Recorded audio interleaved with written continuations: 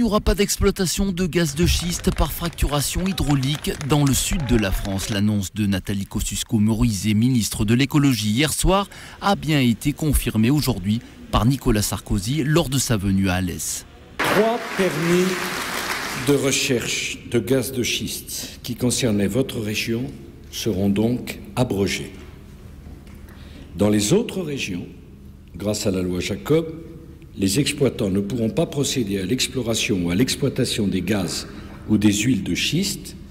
Et j'ai demandé à Nathalie Kosciusko-Morizet, que je remercie, de veiller à ce que leur permis soit strictement limité aux activités conventionnelles.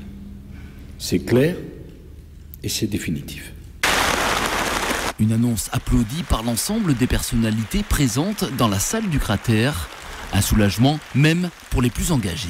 Je suis très satisfait parce que quand on mène des combats, quand on lutte à travers des collectifs aux côtés des citoyens et qu'on arrive à faire en sorte que cette lutte et ces arguments soient entendus au plus haut niveau de l'État, qui fait que l'État, intelligemment, j'ai envie de dire, fait machine arrière, et c'est aussi la raison pour laquelle on milite et les uns et les autres et on croit à nos engagements.